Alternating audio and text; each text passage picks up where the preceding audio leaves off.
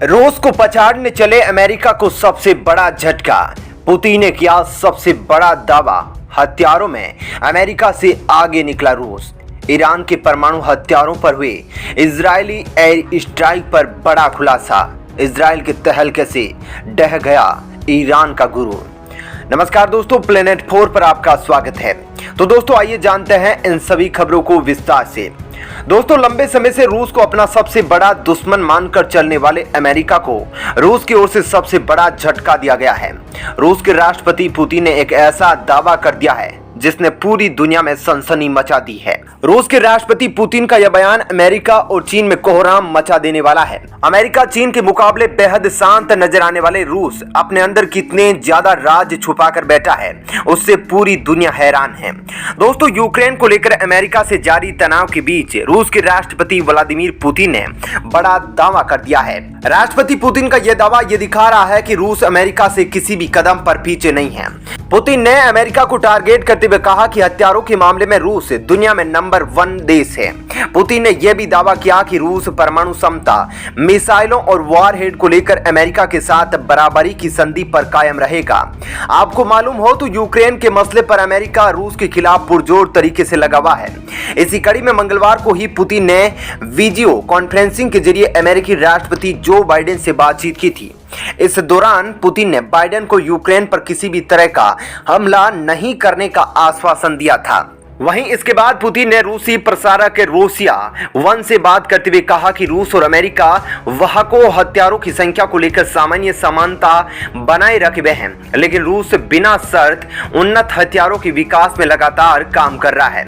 उन्होंने कहा कि हम न केवल अपने शस्त्रागार के पारंपरिक हथियारों का आधुनिकीकरण कर रहे हैं, बल्कि हम कई नए हथियारों को बना भी रहे हैं। इस अर्थ में हम पुष्टि कर सकते हैं कि हम इस दिशा में दुनिया में नंबर 1 है।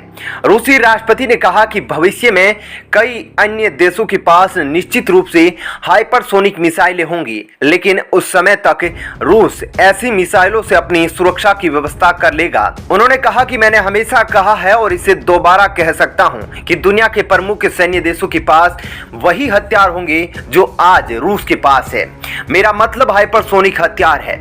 पुतिन ने कहा कि 2018 के बाद से जब रूस ने अपने नए हाइपरसोनिक हथियारों का अनावरण किया, तब ये हथियार किसी के पास नहीं थे। अब कई देश हाइपरसोनिक हथियारों को विकसित कर रहे हैं, लेकिन मुझे लगता है कि हम अपने सहयोगियों को इस तथ्य से प्रभावित करने में सक्षम होंगे कि जब वे इस हथियार को प्राप्त करेंगे तो हमारे पास इसका मुकाबला करने के लिए बहुत अधिक साधन होंगे। दोस्तों नवंबर में पुतिन ने रूसी हाइपरसोनिक मिसाइलों को लेकर कहा कि भविष्य में रूस नई समुद्र आधारित हाइपरसोनिक मिसाइलों से लैस होगा। यह मिसाइलें मैक 9 की अधिकतम गति तक पहुंचेगी। रूस के पास जिरकोन हाइपरसोनिक मिसाइल है, जिसे दुनिया की सबसे तेज गति से उड़ने वाली मिसाइल माना जाता है। इसके अलावा भी रूस कई नई मिसाइलों को टेस्ट कर रहा है। दोस्तों आपको पता नहीं हो तो बता दूं कि मिसाइल वह हथियार है जो एक गाड़ी की तरह है और यह पेलोड यानी कि परमाणु अन्य हथियारों को ढोने में काम करता है।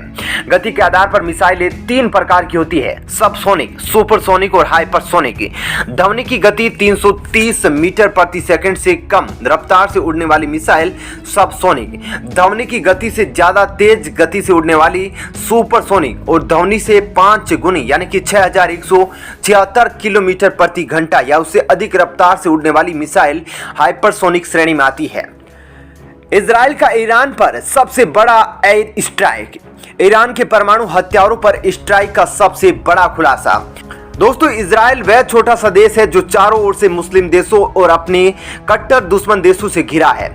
बावजूद इसके इजरायल एक अडिग स्तंभ की तरह अपनी सारी चुनौतियों को पार करते हुए कट्टर दुश्मनों के खिलाफ लोहा लेते हुए खड़ा उनको मिटाने की तमाम कोशिश कर रहा है। इजरायल न केवल दुश्मनों के हमले का खुद बचाव करता है, बल्कि दुश्मनों को घर के अंदर घुसकर भी नष्टो नाबूद करने की क्षमता रखता है। और इसी का उदाहरण हमें देखने को मिला जून 2021 में, जब इजरायल ने ईरान के घर में अंदर घुसकर उसके परमाणु हथियारों को बनाने की जगह परमाणु हथियारों को नष्ट कर दिया। दोस्तों, जिस प्रकार से भारत ने पाकिस्तान के घर के अंदर घुसकर सर्जिकल स्ट्राइक और पाकिस्तान की धज्जियां उड़ाई थी, पाकिस्तान के सारे मंसूबों पर पानी फेर दिया, कुछ वैसे ही इजराइल ने भी अपने सबसे बड़े दुश्मन ईरान के घर में अंदर घुसकर उसके परमाणु हथियारों के जखीरे पर सबसे बड़ा हमला किया था। लेकिन अब इसी इजरायली एयर स्ट्राइक पर सबसे बड़ा खुलासा हुआ है। इसी को लेकर सबसे बड़ी खबर आ रही है कि आखिर क्या यह इजराइल अकेले के द्वारा किया गया काम था या फिर इस पर किसी और देश की सहायता मिली थी। जो इस वीडियो में हम इस खबर के माध्यम से आपको अच्छी तरह से समझा पाएंगे कि आखिर इतने बड़े कदम के पीछे इजराइल के साथ कौन सी महाशक्ति थी और इजराइल को इसमें किसने सपोर्ट किया था। क्योंकि दोस्तों, आपको मालूम है कि किसी देश के घर के अंदर घुसकर इलाके पर हमला करना, जहां पर उसका सबसे खतरनाक प्रोजेक्ट चलता हो, कोई हंसी मजाक वाली बात नहीं है, लेकिन इजराइल के जाबाजों ने यह कर दिखाया था। ऐसे में दोस्तों, हम जानेंगे कि आखिर इजराइल के पीछे किस देश का हाथ था और इजराइल ने किसके इशारे पर यह ईरान को धूल चटाई थी।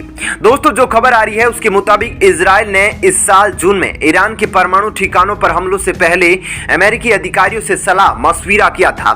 इस दौरान इजराइल ने तेहरान के पश्चिम में स्थित एक मिसाइल फैक्ट्री को भी निशाना बनाया था।